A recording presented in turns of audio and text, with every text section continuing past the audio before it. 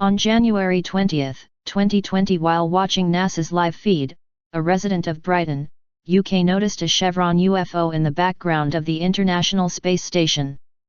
The Chevron UFO is surrounded by mystery and often compared to the Black Knight UFO. Besides, you may wonder why NASA and other space agencies use the Chevron logo.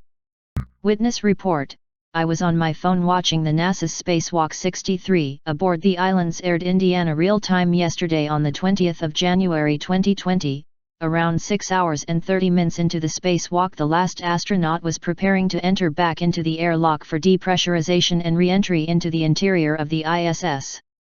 The two female astronauts involved in the spacewalk included Christina Cook and Jessica, can't remember the surname. I was watching Jessica on her way to the airlock, impressed with the quality of the camera being used filming the final moments of the spacewalk on the exterior of the ISS, and then I noticed something strange in the bottom right corner of the screen. In total, for the time I viewed the UFO on screen, it stood perfectly still for about 3 seconds before shooting off, which took about 0.5 seconds. Honestly, I briefly thought it was an insect given its appearance as a tilted letter T, assuming that the shaft of the T was the body and the extremities either side, longer than the shaft of the T-like shape, were perhaps its wings. I then looked to see if it was attached to the ISS in any way, hoping that perhaps a beam of light might reflect off a wire demonstrating that this T-shaped object was connected to the exterior of the ISS. Whilst doing so, I had a sudden realization that it wasn't attached at all and that it was perhaps a UFO.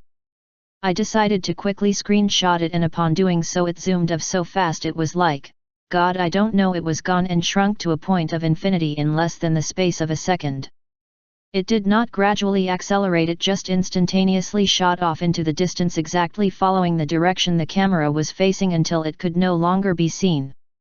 The video feed in use soon after changed to a different camera aboard the station.